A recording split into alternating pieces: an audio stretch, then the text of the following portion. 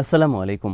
সামরিক বিষয়ে যুক্তরাষ্ট্রের উচ্চ পর্যায়ের কর্মকর্তাদের গ্রুপ চ্যাটে এক সাংবাদিকের প্রবেশের ঘটনায় তোলপাড়। ইউক্রেন যুদ্ধ বন্ধে সৌদি আরবে দীর্ঘ ১২ ঘণ্টা আলোচনায় যুক্তরাষ্ট্র রাশিয়ার মধ্যে অগ্রগতি নিয়ে সংশয়। গাজার ফিলিস্তিনিদের অন্যত্র সরিয়ে নিতে প্রস্তাব পাশ ইসরায়েলের প্রধানমন্ত্রী সভায়। সোমবারের হামলায় নিহত শতাধিক ফিলিস্তিনি। গাজায় আরও বড় পরিসরে স্থল অভিযান পরিচালনা করবে ইসরায়েল, লক্ষ্য হামাসকে সম্পূর্ণরূপে বিনাশ করা। সামনে আসতে শুরু করেছে কুরস্কে ইউক্রেন সেনাদের বর্বরতার চিহ্ন। বিডিভিউজ ইনফোটেনমেন্টে স্বাগত জানাচ্ছে আমি তাসনিম হোসাইন। আজ জানাবো প্রতিরক্ষা সংক্রান্ত গুরুত্বপূর্ণ কিছু খবর। ইয়েমেনে যুক্তরাষ্ট্রের বিমান হামলা সংক্রান্ত একটি গোপন আলোচনার বার্তা ভুল করে চলে গেছে একজন সাংবাদিকের মোবাইলে। আর এই বার্তা গেছে দেশটির জাতীয় নিরাপত্তা উপদেষ্টা মাইক ওয়ালস এর মোবাইল থেকে। প্রকাশিত খবর অনুসারে যুক্তরাষ্ট্রের ভাইস প্রেসিডেন্ট জেডি ভ্যান্স, জাতীয় নিরাপত্তা উপদেষ্টা মাইক ওয়ালস, পররাষ্ট্রমন্ত্রী মার্কো রুবিও, ডোনাল্ড ট্রাম্পের মধ্যপ্রাচ্য বিষয়ক দূত স্টিভ উইটকফ সহ উচ্চপদস্থ কর্মকর্তাদের মধ্যে যুদ্ধ সংক্রান্ত আলোচনার জন্য তাদের মোবাইলে রয়েছে একটি নির্দিষ্ট অ্যাপ।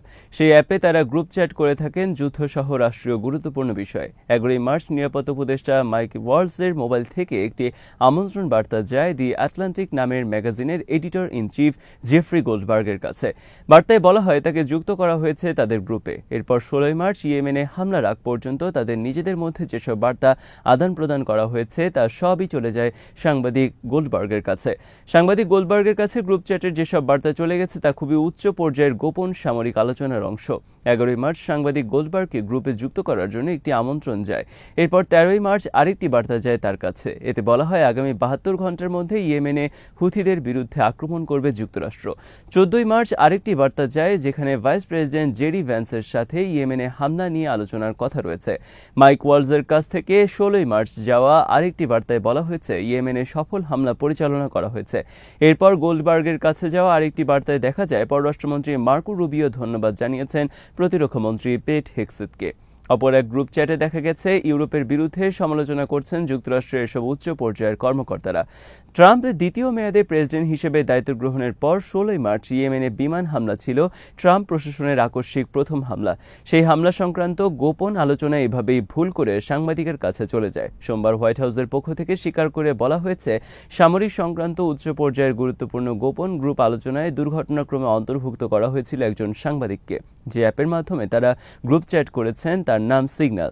এটি একটি ফ্রি অ্যাপ। এই ধরনের ফ্রি অ্যাপে সামরিক সংক্রান্ত উচ্চ পর্যায়ের লোকদের গ্রুপ চ্যাট করা নিয়ে তীব্র বিতর্ক চলছে যুক্তরাষ্ট্রে। ডেমোক্রেট সহ অনেক রাজনীতিবিদ বলেছেন এই ধরনের দায়িত্বহীন ব্যক্তিদের কাছে যুক্তরাষ্ট্র নিরাপদ নয়। এই ঘটনার পূর্ণ তদন্ত দাবি করেছেন অনেকে। গাজা থেকে ফিলিস্তিনিদের অন্যত্র সরিয়ে নেওয়া বিষয়ক একটি প্রস্তাব পাশ করেছে ইসরায়েল। ইসরায়েলের নিরাপত্তা বিষয়ক মন্ত্রী পরিষদে সোমবার পাশ করা হয়েছে এই প্রস্তাবে বলা হয়েছে গাজা থেকে কোনো ফিলিস্তিনি যদি স্বেচ্ছায় তৃতীয় কোনো দেশে চলে যেতে চায় তাহলে তাকে সহায়তা করবে ইসরায়েল সরকার। ইসরায়েলের পররাষ্ট্রমন্ত্রী ইসরায়েল কার্টস উত্থাপন করেন এই প্রস্তাব। ইসরায়েলের কট্টরপন্থী অর্থমন্ত্রী বেজালেল স্মোট্রিচ প্রস্তাবটি পাশ হওয়ার কথা জানিয়েছেন সংবাদ মাধ্যমকে। সমালোচকরা এই প্রস্তাবকে গাজায় ইসরায়েলের জাতিগত নিধনের অংশ হিসেবে উল্লেখ করেছেন। ইসরায়েলের এখন লক্ষ্য গাজাকে পুরোপুরি মাটির সাথে মিশিয়ে দেওয়া, যাতে সেখান থেকে ফিলিস্তিনিরা স্বেচ্ছায় অন্যত্র চলে যেতে বাধ্য হয়। আন্তর্জাতিক বিভিন্ন সাহায্য সংস্থার পক্ষ থেকে বলা হয়েছে গাজায় বর্তমানে যে পরিস্থিতি বিরাজ করছে তাতে সেখানে মানুষ বসবাসের কোনো অবস্থা নেই। কিন্তু এরই মধ্যে ইসরায়েল চালিয়ে যাচ্ছে আরও ধ্বংসলীলা। নির্বিচার হামলায় অকাতরে মরছে অসহায় ফিলিস্তিনিরা। সর্বশেষ সোমবার গাজায় ইসরায়েলের হামলায় নিহত হয়েছে কমপক্ষে ৬৫ জন ফিলিস্তিনি। সোমবারের হামলায় আরও বাড়তে পারে মৃত্যুর সংখ্যা। সোমবার উত্তর গাজার বেইত লাহিয়ায় ইসরায়েলের হামলায় নিহত হয়েছেন আল জাজিরার একজন সাংবাদিক। ২০২৩ সালের অক্টোবর মাসে হামাস ইসরায়েল যুদ্ধ শুরুর পর থেকে ইসরায়েলের হামলায় গাজায় এখন পর্যন্ত নিহত হয়েছেন ২১৭ জন সাংবাদিক। এর মধ্যে প্রায় ১ ডজন সাংবাদিক আল জাজিরার। ওয়াল স্ট্রিট জার্নাল রোববার এক খবরে বলেছে ইসরায়েল আরও বড় পরিসরে স্থল অভিযান পরিচালনা করতে যাচ্ছে গাজায়। এবার তাদের স্থল অভিযানের লক্ষ্য হল হামাসকে সম্পূর্ণরূপে নির্মূল করা। ১৯ জানুয়ারি যুদ্ধবিরতি কার্যকরের পর থেকে হামাস যেভাবে গাজায় নিজেদের শোডাউন করেছে তাতে ইসরায়েল শঙ্কিত গাজায় আবারও তাদের দ্রুত সংঘটিত হওয়া নিয়ে। আর এটা ভবিষ্যতে ইসরায়েলের জন্য আবারও নিরাপত্তার সংকট তৈরি করবে। সে কারণে এবার তারা হামাসকে পুরোপুরি নির্মূল করে তবেই শেষ করবে অভিযান। আর এর অংশ হিসেবে তারা দীর্ঘ সময় নিয়ে অবস্থান করবে গাজায়। যুদ্ধবিরতি কার্যকরের পর ইসরায়েলি জিম্মি মুক্তির সময় প্রতিবার হামাসের অনুষ্ঠান আয়োজন ইসরায়েলকে তীব্র ক্ষুব্ধ করে তোলে। এক পর্যায়ে ইসরায়েল শর্ত দেয়, জিম্মি মুক্তির আগে তাদের নিয়ে অনুষ্ঠান বন্ধ করতে হবে, অন্যথায় তারা মুক্তি দেবে না ফিলিস্তিনি বন্দীদের। অবশেষে হামাস শেষের দিকে কোনো আনুষ্ঠানিকতা ছাড়াই মুক্তি দেয় 2 ইসরায়েলি জিম্মিকে। বিশ্লেষকদের মতে, যুদ্ধবিরতি কার্যকরের পর গাজায় হামাসের এই ধরনের শোডাউন করা উচিত হয়নি এবং এটি তাদের জন্য নতুন করে কাল হয়ে দাঁড়িয়েছে অস্তিত্ব টিকিয়ে রাখার ক্ষেত্রে।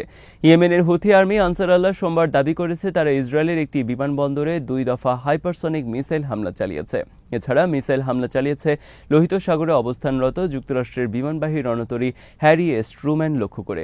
ইসরায়েল আর্মি দাবি করেছে তারা ইসরায়েলের ভূখণ্ডে প্রবেশের আগেই আকাশে ভূপাতিত করেছে ইয়েমেন থেকে আসে একটি মিসাইল। এছাড়া গাজার ইসলামিক জিহাদ সোমবার কয়েক দফা রকেট হামলা চালিয়েছে উত্তর ইসরায়েলে। ইসরায়েল আর্মি দাবি করেছে তারা 3টি রকেট প্রতিহত করেছে আকাশেই।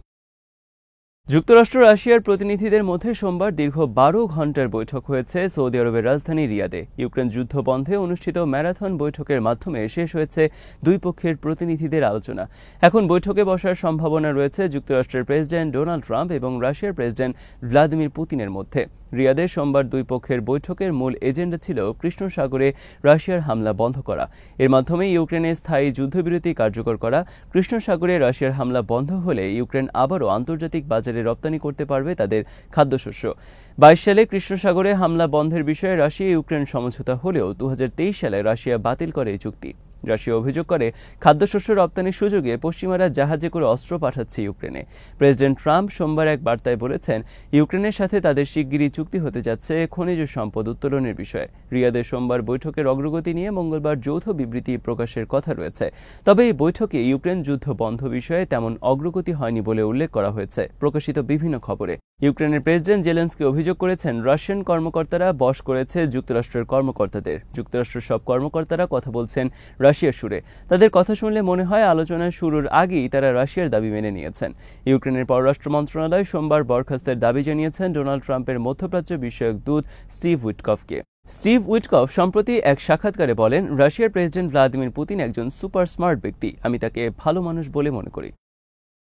ইউক্রেনের 5টি অঞ্চল রাশিয়ার অংশে পরিণত করার বিষয়ে স্টিভ উইটকফ বলেছেন, এসব অঞ্চল রাশিয়া গণভোটের মাধ্যমে তাদের দেশের অংশে পরিণত করেছে।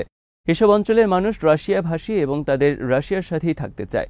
স্টিভ উইটকফের এই বক্তব্য তীব্র প্রতিক্রিয়া এবং গভীর হতাশা সৃষ্টি করেছে জেলেনস্কি প্রশাসনে। এদিকে কুরস্ক মুক্ত হওয়ার পর সেখানে প্রকাশিত হতে শুরু করেছে ইউক্রেনীয় সেনাদের বর্বরতার চিহ্ন।